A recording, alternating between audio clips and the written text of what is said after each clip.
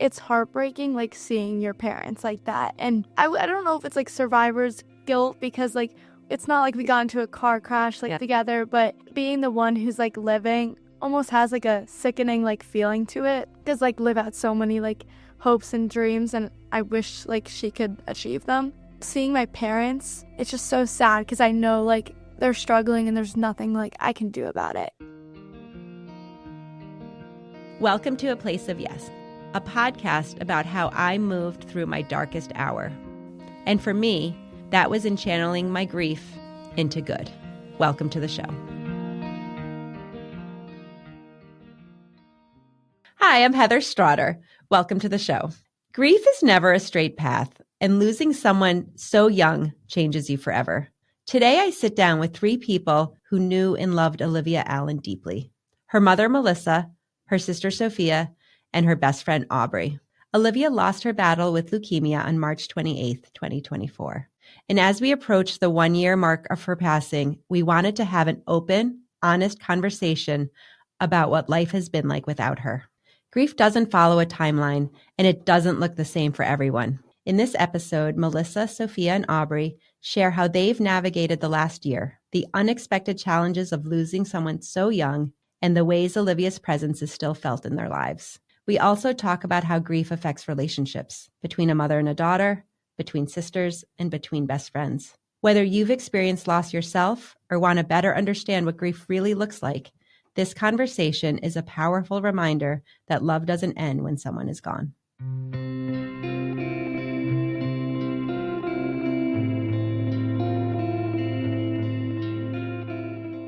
I am super excited today. We are doing something very different. As you can tell by the setup of this, we are having a conversation with a previous guest and a friend of mine, Olivia Allen. And for those of you who've been listening to the show, you know Mellissa is Olivia Allen's mom. She was on in the first season, and we talked. It was actually one of our most powerful episodes, and I think because the story just touched so many people. And Mellissa and I've we kept in touch, and we share child loss, and we share what that is. And I've always said you hate when people join this club. It's like the worst club to join. But there's something selfishly comforting when someone you know is in it with you. And Mellissa is one of those people for me. We both talked about this for quite some time and thought it would be just a really great conversation to invite her daughter, Sophia, onto the show, and also almost like her other daughter, Aubrey. So Aubrey was, and correct me if I'm wrong, but you guys were best friends since you were like 2 or something, right? Or younger, Yeah. like very young. Very young. Very young. So we thought it would just be a great conversation to talk about the emotions, the feelings, and a recurring concept sort of in the show is a little bit like sometimes you lose the same person. Like you're all here because you lost Liv, but that doesn't mean the way you grieve or the way you feel or the way you think is the same. It's just hard. So we thought we would have like that conversation. I would love each of you to sort of just give a little introduction about yourselves and where you sort of are in this sort of, I don't know, we always call it the grief journey, but like where you kind of are. And then we can just start talking about the things. So Mellissa, I'll start with you. So I'm Mellissa, I'm Liv's mom, and I have known Heather for quite some time. And we had a podcast, I want to say it was the end of August. And now, and where I'm at, I would like to say that if I could say I'm in a better spot, I may be. There are really difficult days and days where I would certainly text Heather and say that I want to curl up in a fetal position and fade away. And but I also have spent a lot of time and effort really focusing in on what is present and being mindful, most importantly, of my other daughter, Sophia, and what her needs are. And the therapy route for me has been incredible, powerful, honestly. I'm Olivia's sister, Sophia. I would say like where I'm at right now is kind of like just going through like the motions of like life and trying to like do my best in school, in social settings, because obviously like my friends don't understand the situation. So I do go to therapy once a week, And that's kind of my like time to like let it out. When I'm not there, I just like try to like keep it together for everyone else almost and myself, because I think if I was like a mess, I wouldn't be able to like succeed. I'm Aubrey, one of Liv's best friends since we were little. For me, it's kind of the same. It's like good and bad days. And I also go to therapy, which helps a lot. My mom thinks I should go more. A lot of it for me is like the memories, and like sometimes I'll be reminded of Liv. It'll make me really happy. I'll like share with my friends even if they didn't even know Liv. But other times it could really take a toll on me. When I was at school, it was like the day before my formal. It was a year before that. I got like a memory on Snapchat, and it was like a photo of Liv and I like cried until like 4 a.m. I had to go the next morning to Target and get like eye patches because my eyes are so swollen. So it's like keeping it together sometimes and also like letting myself Let it go when you need to. Yeah. You do have to let yourselves feel, right? Like you have to like live in those moments. Sometimes you feel alone, right? Like you feel like you are the only person feeling these things. And while other people can't feel exactly the same things, sometimes they are similar. I think that's that constant struggle of like, where do we find ourselves where we can keep it together for ourselves, let us feel when we want to feel, but then also how do we pull back? Like how do we, or like bring ourselves back? One of my guests earlier this season talked about, and I want to talk to you a little bit, Sophia. Selfishly, it's like front of mind for me. Losing a child is always thought of as like the biggest loss. And it's just heartbreaking and it's horrible. And I think so much focus is on us. I honestly didn't think about this from any other perspective until recently. But the sibling perspective, it's got to be difficult, right? Because you really did grow up together. You're close in age. You look similar. Like, do you get called Liv? Pretty much like all the time. I would have to say 1 to 2 times a day. Like a teacher or a friend is like lit. They like almost say it and they're like Soph. And then it's awkward because they're awkward. And I'm like, it's really okay. So she lost the battle 9 months ago. Such a courageous battle. And honestly, I guess this is a question for you guys too. Like, did you think she was going to lose the battle, or did you think she was going to just beat it? I can like confidently say like I did not like ever expect that. Even when I was talking to Aubrey and my mom in the last few days, like it really didn't hit me. I was like, how could that happen? And when I like talk about her, it was mostly about the fact if she didn't like not have hair, you wouldn't see her as the girl with cancer, because she never wanted that to be like who she was. She was the girl who was doing backflips and laughing and smiling. Yeah, I never thought that she would lose her battle with cancer. Like, even the last month when she was really sick, I had no doubt that she would pass away from cancer. Even when she first got diagnosed, I didn't know all the obstacles she would face, but I still thought, like, oh, she'd be okay in, like, 6 months. And I think that was really common. And we talked about this the first time, but even Ethan, who was at school and, wasn't necessarily, like he kind of kept in the loop, like just, from social media and all the things. But when I had talked to Kelly Height in March and she had called me and Brian and I were away and was like, just, hey, FYI, like, Liv's not doing great. And I was kind of like, oh, like I didn't see it coming. And then I remember telling Ethan and he was like, wait, what? She's going to die? Like just it never sunk in. And I think part of that is who she was and how she fought. But part of that is also, I think, kind of why we wanted to have some of this conversation, because you don't expect an 18-year-old to die. You don't expect you don't expect your best friend. You expect to still have her you expect to be home for winter break and hooping it up. Yeah, we were literally texting. Like, I went to Montreal New Year's Eve, and I like called Mellissa afterwards, and it just was like weird. I want to do that with Olivia. Yeah, it's different. I was talking to this one person about like the timing, and I was like, I just never expected her to die. Like, I just didn't think that could ever be like a possibility. And like this person was like, you really didn't like think that? Cancer. It's cancer. And I was like, no, like you thought that? Just like it took me back. I was like, I didn't see her like that. Yeah. And even though she was my older sister, she was like my baby sister. Like I took care of her, and I never thought once she was going to be gone. What do you miss most about her? Which is a loaded question, because depending on the moment, it could probably be a million different things. Definitely like having someone to talk to, because there's like a million people in the world, but you want your sister like for advice. I'm like always calling my friends, but like sometimes you just want like your sister for like boyfriend advice. And sometimes I feel like I'm like talking to a wall because I don't know who's going to tell me the right thing. And my sister was pretty good at that. Always telling you the right thing. Yeah. There was a guest we had on the show, and she talked about when she lost her sister, she felt like she lost her childhood. Mm-hmm. And yeah. I thought that was so like powerful. When she said that, I thought of that for Ethan, and Ethan was only 5 when Jake died, but it impacted his entire childhood. And I feel like, does that resonate with you? Like, does that? Like a reoccurring theme in like therapy. We talk about it all the time. Yeah. 2 things that you have brought to my attention, and Chuck and I we've thought a lot and talked a lot about our loss as parents. He has centered me numerous times to say, we don't know what it's like to lose a sister or a brother, and being able to like step back and see it from her perspective. And Sophia and I had a really deep conversation about a month ago, and boy, it hit me. I not only lost my sister, but I lost my family. Like I lost, in a way, part of you and Dad, and one of the other things she had said is, I'm trying to preserve what I have left. That is what stuck with me and my work also with Kelly, my therapist, because we have this left. And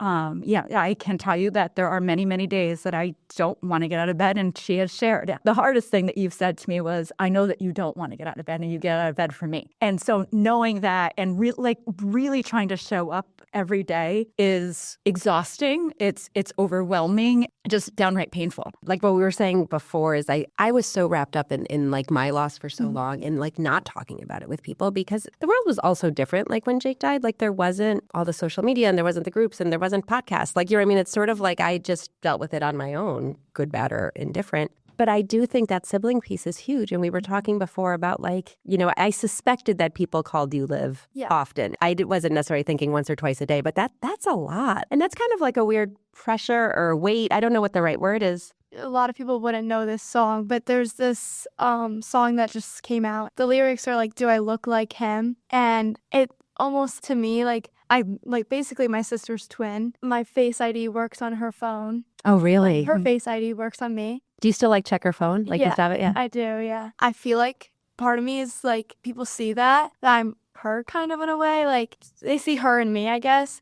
So Aubrey, I think it connects with you too, though, this idea of the loss. Do you feel like you've lost your childhood too? Because I just know from pictures and thoughts, right? You guys were together all the time. And yeah, it does feel like that. And it still feels like that going forward. Because I know I'm 19 now, but I still feel like this is my childhood. These are the years I still would be with Liv. I feel like I'm missing a part of it because she's gone. Even going forward now, every time I'm home for winter break and summer, it just doesn't feel the same. You had plans, just like we had future. We always thought about the future. You and Liv had wanted to create a business together, Alan and I. Really? They were going to build houses together. And one of the things that Aubrey texted me the other night, and I felt it. I feel it when you're around certain people. It's almost like you still have it. When I'm near you, I feel like I have a little piece of Liv, and that spoke to me. And the other piece is you saying how we're living it every day, but when you separate yourself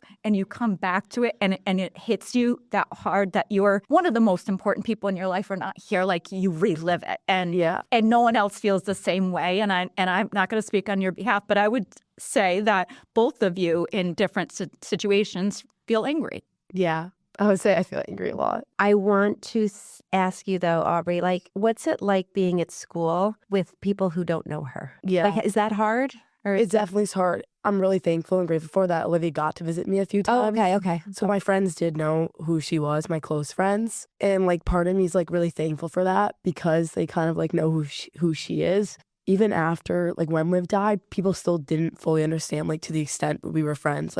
Someone in your high school died. But, they didn't really know, some people, how much that affected me. And a lot of people that were higher up than me, watched over me, coaches, a lot of people, they kind of, didn't really understand that at first, which I struggled with because, I didn't want to, just explain to people. Yeah. But, I obviously had to because they wouldn't understand.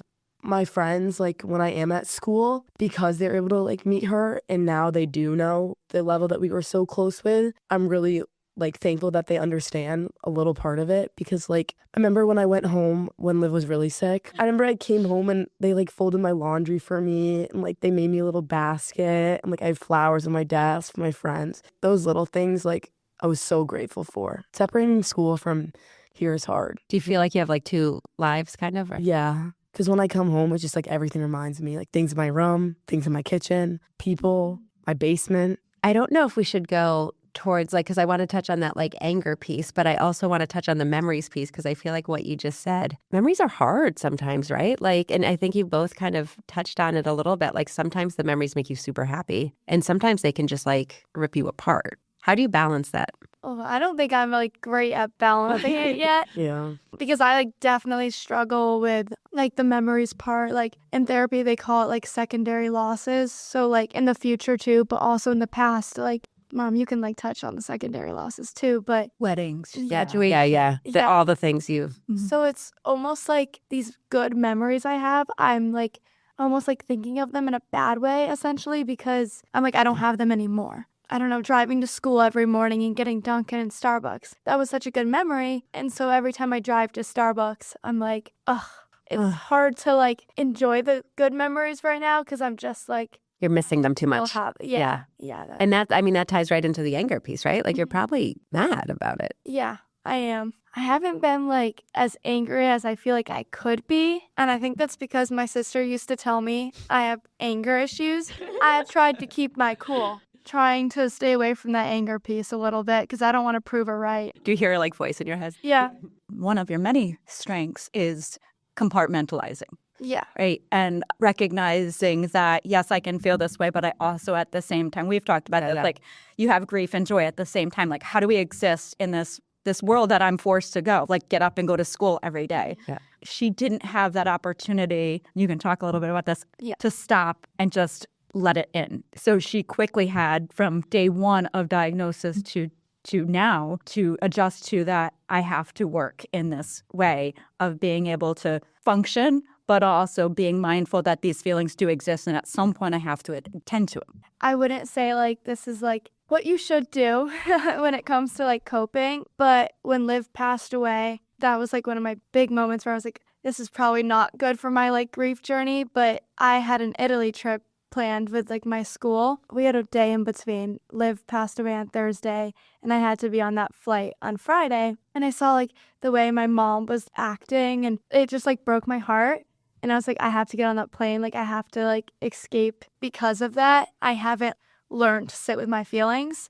She passed away right before break. That idea of sitting there and thinking about like my dead sister for 2 weeks. Yes. And watching your really parents scared me. deal with their dead child. Yeah. I mean, not the same, but sort of the same. So Jake died on a Wednesday. We walked Ethan to Lake Avenue School Thursday morning and he went to kindergarten because I didn't know what to do with him. And I didn't think a 5-year-old should be seeing the mess that we were. And it's still, sometimes I'm like, was that the right decision? Was it not the right decision? He was kind of like, my brother died and now I'm at school. Like, I mean, it was, but you don't know what to do. And I would say that it was the right thing for you to do, right? Like you make the best decisions you can with the information and ability you have at that time. And in a weird way, because I remember we talked through some of that and it was sort of helpful for you, I think, right? Because We could really be ugly. yeah, like, because it is ugly, you know, and that's all I could think about was that I didn't want my son to see me, like I didn't want Ethan to see his mom in that really raw, like days after that I can still picture them like they were yesterday. They were horrible.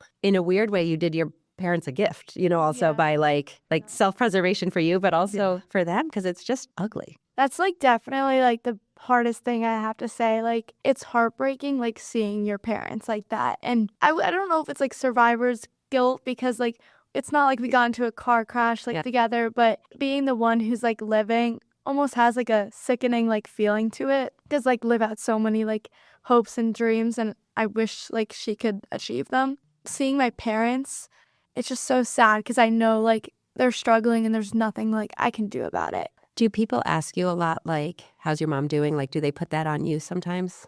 Yeah, it's like even when Liv was diagnosed, I was angry then. I would say more angry. It was always about like my sister and my mom at school every day, multiple times a day. And I like could not deal with it. I was like, what about like, you see me, I'm like here in a Regents exam, like 2 weeks after my sister like got diagnosed with cancer. And I'm like, I'm not okay too. Every time I see someone, it's never, how are you doing? Maybe a few times if people are like there. But how's your mom doing? She okay? Even if I'm like sitting with someone at dinner who's like trying to hang out with me, how's your mom doing? Yeah. I think what you're saying and what you are like, what you're talking about is so real. And I think people have good intentions, but they don't do the right thing sometimes, right? And I had a guest, and that was her whole thing. She wrote a book about Always the Siblings, the name of the book. And I have that. Do you have it? Okay, so she was a guest on the show. She talked about that kind of thing all the time, about there is no space. Like when her brother died, she was struggling and she didn't know what to do. So she went to the bookstore and went to the grief section, and there was child loss and parent loss and everything, dealing with suicide, all of these things. But there wasn't one book for what to do when your sibling died. I don't think anyone wants to talk about it, especially online. You just don't really. It just doesn't. And that's why she wrote her book, was because she was like, it didn't exist. So I have to write it. I'm assuming the reason people don't ask me how I'm doing is because it's scary and uncomfortable. I think they might be scared I might break down in tears or something, but people on the outside could definitely do better in those situations, because I can say for myself, I like talking about my sister. I don't want to keep her away. I like talking about my feelings, because if I don't, I'm crying in my car probably. I think a lot about the sibling and the friendship piece now more than ever. And being that I've been an employee in a school district working with a lot of youth over the years, and they are the forgotten piece. And honestly, even fathers are. 100%. We were out to dinner when we were in Florida, and it was all well-intended, but Chuck is supposed to be very strong, and I can be vulnerable, I can be weak, and it's almost accepting. And I think we do have to do a better job to acknowledge that there was this amazing connection with her best friends, and she had an amazing relationship with her sister, and Sophia's feelings still exist. And I think that's the biggest piece about counseling that's been helpful, and you can probably add to this, is that you do matter in this unit of 4, now 3, and your feelings need to be shared, and a big piece of not pushing it down, and we're working through that. On that same topic, sort of, Aubrey, do you feel especially when you're at school, do people check in on you, or do you feel it's just... My close friends do check in on me sometimes. Some of my distant friends, my teammates who necessarily I'm not that close with, I think maybe it could be more just an uncomfortable thing, or they're more asking about who she was, what happened. Like I said, people don't really understand the relationship close we had, yeah, and they always just want to know her story. She's 18 years old and she died of cancer. If you look at her, she's beautiful, athletic, gorgeous. She just looks doesn't make sense. It doesn't make sense, and people more want to hear about that, because sometimes I like talking about her, so it makes me happy. Yeah, the challenge for you though is to see how everyone is moving on. And for Aubrey and Sophia in particular, we talk about this a lot, is they're not. They're trying to evolve and grow it, and it hurts you. And you more so than Sophia. That idea that life goes on. Yeah. I mean, that's hard, right? That's what I get angry at. Mm-hmm. Yeah. But our Thanksgiving was, we were driving to Vermont, and I got into a screaming fight, not screaming, but fight with my mom and dad, and it was the 5 of us in the car. My mom let me sit in the front because I was sad, and I was just yelling at them, and I was just saying I hate it, I hate being home. My family, they obviously all Liv was their fourth child too. My mom sometimes is scared to ask me if I'm okay and stuff, I think. And then I got angry because she wasn't asking me, or they weren't doing anything or weren't mentioning it. And so I got mad at them for not saying anything. And the whole hour car ride was me yelling about that. I so get it, right? You want people to ask because you want to talk about it. And sometimes it's hard to talk about it. It does suck because life goes on, and your life is going to go on, and you're going to do all the things that you're going to set out to do. And it's it just stops. And I have always lived in this fear that I can't let that happen, right? You can't let that happen. So you have to find the way of keep talking, saying, you want to keep that memory alive. And there's nothing scarier to me than the idea of someone not knowing. Yeah. It's such a heartbreaking feeling. You kind of touched on it, that secondary losses and all the things that she should be a part of that she's not. Sometimes time makes that easier, but sometimes it doesn't. One thing that will definitely hit me, obviously, Liv wasn't able to graduate because of her stroke, but I think when I walk across the stage, I think that will be a hard moment for me. I just think so much about senior year, and we've talked about this. It was your senior year in high school, right? The one part, that summer, and that I just think of the loss that like you had as a friend, different than the loss of like a family member at such a pivotal age. It's such an age where like, everyone's like, you graduate high school, the world's your oyster, you're going to college, the best years. Like, does that just, what is that? Is it anger? Is it sad? Is it all of the above? Is it just? Definitely all of the above. That summer going into my freshman year was like the worst summer. Like, I hated that summer. Remember when Liv like wasn't at graduation because of the stroke? Like, her name's first in the alphabet. And like some people stood up, and I remember being so angry that like everyone wasn't standing up. It made me so mad. I don't know, like that summer just like sucked because Olivia wasn't there for any of it. And like people at school now, like my college friends will be like, oh my God, like I miss summer going to my freshman year. That was the best summer of my life. And I just can't relate to them. And they were planning on going to Costa Rica for their senior trip. You went and just... Was that hard? Yeah, because I just knew Olivia was going to be so sad not there. Yeah, I can say like the vacation part of it, like even I felt guilty like going on vacations because like I knew my sister was like at home or at the hospital. It's not a great feeling. But she would want you both to enjoy, anyone to enjoy. Yeah. You're not at a year yet. Are you guys, March 28th will be a year. Yeah. I always struggled with this because, right, like a year ago you can remember. Like she was still alive. So you can say like a year ago, blah, blah, blah, like we did this or we did that. And then once you hit that 1 year mark, those go away. I love Christmas. And selfishly, like I wanted Christmas to be like the best thing ever, as every like 16-year-old would say. It didn't hit me as hard as the new year did. I was like, it's a new year. This is a year my sister has not lived in. And that hit me really, really hard. So I do think about, a year ago today, Liv and I were laughing. I saw this video on Snapchat of, she didn't have her wig on, and she was just laughing like crazy. And I was like, ugh, nothing hits me more than the fact that it's 2025 and like my sister's not here. Those are the things, right? Like I had a car that Jake was in, right? Like I used to drive a Volvo, and when we got rid of the Volvo and I got my Jeep, I totally broke down. Like I was like, I flipped out, like kind of, I screamed at Brian, I can't believe you got me this car. I don't want this car. Like Jake's never been in this car. Like, what are you talking about? It's like those moments, and you never kind of like, I think that we are conditioned to think about like the birthdays and the anniversaries and the Christmas and stuff, but you don't always know when these other moments are gonna come up, and that's interesting, right? Like it's like she's never been in 2025. That sucks. Yeah, a lot of people don't talk about it. I found the last few times for us, it's been not the actual, like the event leading up, because you're focused on trying to keep it together. And then you keep it together. And then the next day and the following few days, it is an absolute mess. And that's what I've noticed in the last couple of times that we've had longer breaks for Sophia and myself is you put this face on and then you crash. And I wasn't anticipating that. I feel like that too, because I think a lot of people will always reach out to you when it's like, I don't know about you guys, but like when it's Liv's birthday, when it's 9 months since she died, when it's Christmas. I get sad those days, but like I just get sad random days. And people don't understand that. I think for a lot of people, they are really sad on the big days, but people don't understand that you're just sad on normal random days. I wake up thinking about it and I go to bed thinking about it. It's all consuming. And as a mom, the toll that it takes on me every single day it's just so intense and so painful. And I can only imagine Sophia feeling and Aubrey feeling the same way, but not having an outlet, which is why I think even just having this conversation and hearing what you guys have to say is important. I want to ask you, Aubrey, because you had mentioned, like, talk about, like, the business or the houses or, like, the plans. We had crazy dreams. We wanted a house in Colombia. I don't even know why. Then we wanted to be the best rock climbers in the world and have a house when we were older with a shared rock climbing wall. I'll do business law, and she's going to do, what did she want to do, like, criminal law?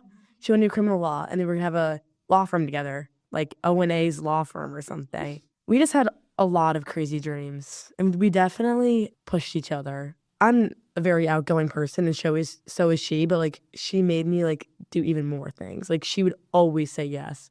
One of the things that she would say about you is that you also brought out a different side of her too. You guys were just funny. If you saw Liv, you saw Aubrey, and if you saw Aubrey, you knew Liv was trailing behind. I struggle a lot with Sophia and Aubrey in particular because of all of the plans that they had. And I'm so grateful for Aubrey and her family because Sophia has a piece of that still in a way. It is this extension. It's different, obviously, and she would love to have her sister. But this allows her to have some sort of connection, like continuing bond, if you will, or that is hard to come by.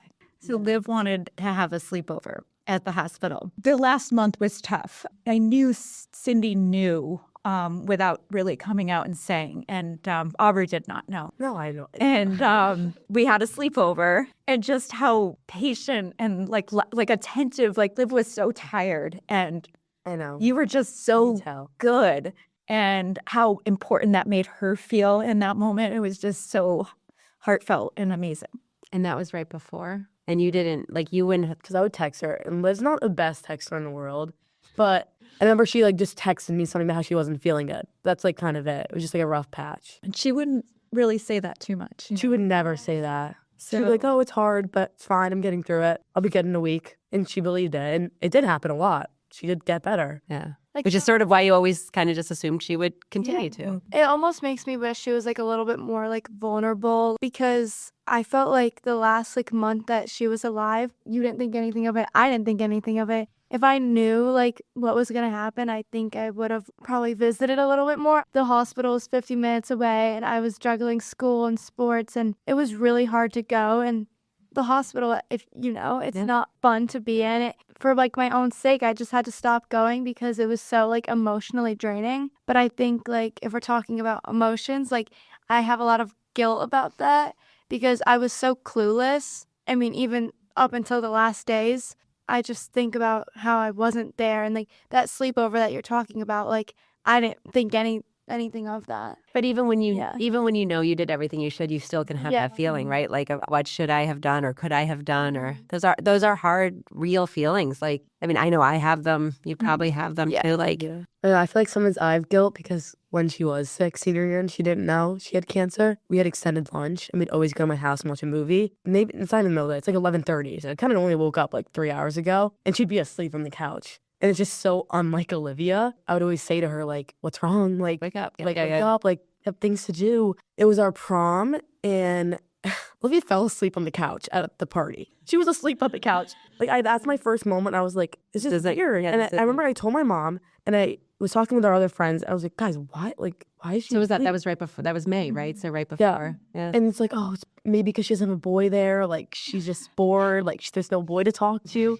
You're like, but no. Yeah, I'm like, I don't know. And I guess I have guilt because I would always just say to her, like, come on, let's go do this. Well, it's almost like you get annoyed by it or something. And she would always be like, I'm so tired. Like, I want to sleep. And I'd be like, we have plans, Olivia. And she'd be the one that would be dragging me there, like, before. Yeah. I could say the same thing. I was like, what the heck are you doing? Like, get up. It's your senior year. Like, why are you here? It's like you said, you just react to that moment, but you don't see it, you know? And you couldn't have done anything different because you didn't know any different, right? Doesn't always make it easier, but it's true. For me, it's really important that I feel like Jake is around, right? Like, even all these years, like, I feel like I talk about him. Like, in the beginning, I would always see this like cardinal, like, no matter where I was. And then I came home one day and I was like, I'm being stalked by like a cardinal. This is crazy. And then I was kind of like, well, hey, maybe it's Jake. Like, it kind of just made me feel better. Do you guys see her as anything? I have had like a lot of like tough moments, and every time I've like seen this specific like yellow butterfly. I don't know, it's like everywhere. I actually saw a yellow butterfly too, and I've seen it a few times. Actually, when I was just in Mexico 3 days ago, I saw a yellow butterfly. And right before that, I was talking to my mom about Olivia. Or I was like, Mom, if Olivia was here, would she be here with us? It's like, of course she would. And then I saw that butterfly, rainbows, and the sunset the day that she died. I don't know what was going in my mind, but I went to field hockey practice that night. And that sunset that night was so beautiful. I remember that photo. Yeah. I think rainbows because I had like a spring game, and my whole freshman year I scored once. Like, I'm not a big scorer even though I'm a forward. I worked really hard in the spring season because it like distracted me from Olivia. And then that game I scored 2 goals, and then there was a double rainbow. And it like made me think of Olivia. So I think this was around the same time. I don't know if it was the same day. Correct me if I'm wrong, Mom. But we were driving to a field hockey tournament. We saw the double rainbow when we walked out of one of The same day. Yeah. And numerous people started like capturing the photos from different locations and sending it. It was like this. It was live like live. Like, Wasn't someone like in the Caribbean. And there's a double rainbow. Yeah. Something like Yeah. that. One of the things that I would like Sophia to talk about, and we've talked about not being like super religious, but like having, I guess, faith or whatever. And Sophia it really inspired me. It was, about 6 weeks ago, she texted me and she said, I'm going to stop. I'm going to go to the church. And she went to light a candle, and she's gone now a number of times. And what I learned over the holiday break was not only was she lighting a candle, but she was allowing herself, I guess, the moment to let it out. And I'm so grateful that she did that. It was so weird.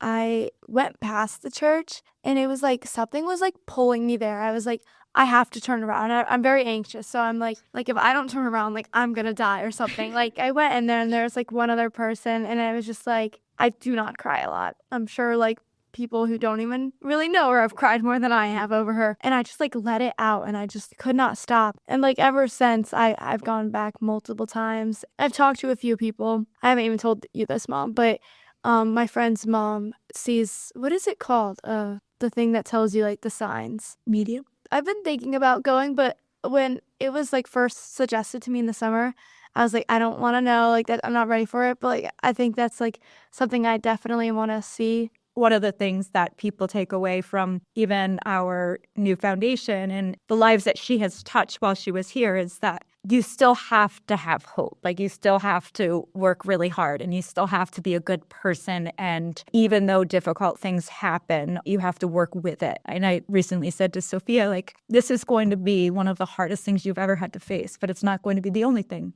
What I have seen you be able to do through this journey is come not necessarily fully out the other side yet, and we have a long way to go, but to see herself through this and know that she can, without her sister, achieve all of those things. We had a lot of conversation about what does family look like and redefining like our friendships and things like that. And I think a lot about how she has grown, and I feel like I'm talking like you're right here. You have grown into such a mature and wise, intuitive person as a result. And I think that's such a positive outcome. Her experience is going to make her an even better individual. I couldn't agree more. And I would say it for both of you, like, right? Like these horrible things happen.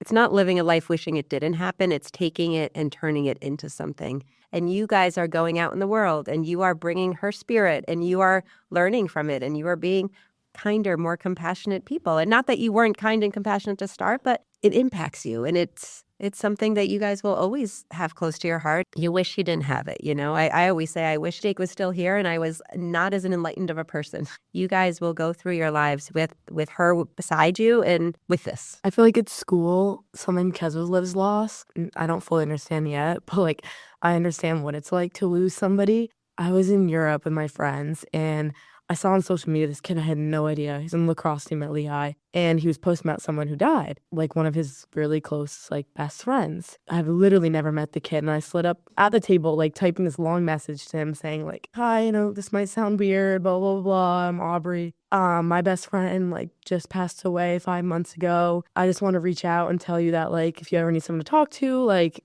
I understand, and like I'm still going through what it feels like to lose somebody, but we can always talk about it. And he like responded back and was like, you have no idea like how much this means to me. Like I didn't think that people would care this much. I mean, I think that's exactly it. That's the perfect story for what we just said. And before, you probably wouldn't even have thought twice about it. You just be like, oh, this is so sad, poor kid, or like whatever. Yeah. I know it's only been 9 months, but if you could offer any words to others listening to us today, like what would it be?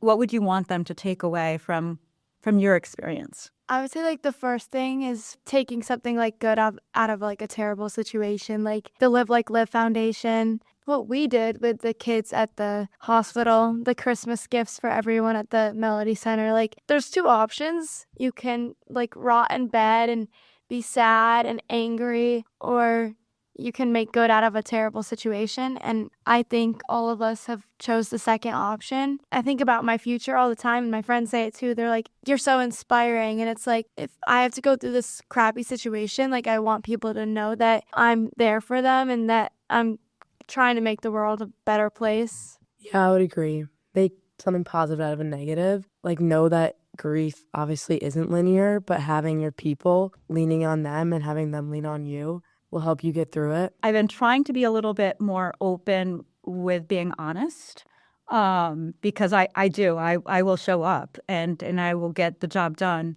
but I'm crumbling inside, and you do have to acknowledge that. And if you don't, and this is, I would say, one of the things that I've learned, through therapy and seeing you go through therapy, it's, the more you push it down, right? The harder it is going to be for your future self. And for me, as your mom, what I've said to you is I'm more worried about your future self, right? And being a functional adult emotionally, physically, socially. And so how do we do that? And I think you both are doing that, being agreeable to even counseling and sitting here and having these conversations. The fact that you come here and have this conversation, I think, is remarkable.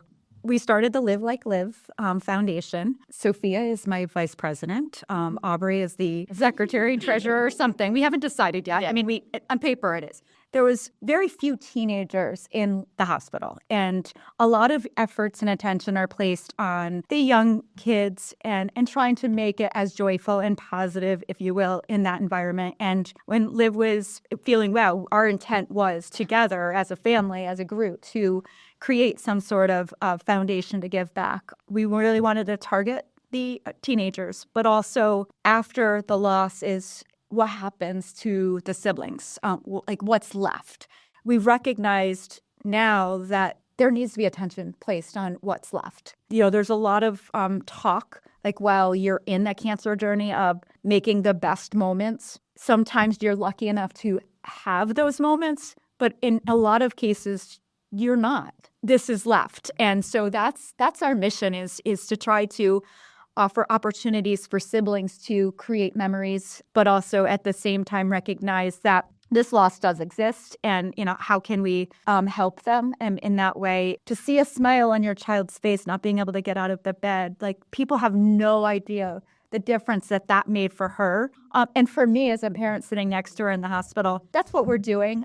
We've already done a few things you can share. Like I mentioned it earlier, but the gifts for the kids at the Melody Center, I spent hours and hours shopping, which I didn't mind. I made these like gift baskets for the teenagers specifically. Everyone got gifts, but for the older girls, they got this like really cute aesthetic bag that I wanted. A bunch of makeup, and it was like expensive makeup, and like I don't want to talk about money, but like sometimes you're handed a lot of things during like this cancer journey that they sit in the your like storage room, but I didn't want like a t-shirt you'll never wear, or like a exactly. I didn't want that for them. I wanted like that they would want, I would want, like that excited them. So I spent like a lot of time thinking about what they would appreciate, and I think we can all say like those girls were really happy. Yeah. On top of that, we did like get gifts for all the siblings that like we knew of, that we were told about. There was a whole family that got gifts.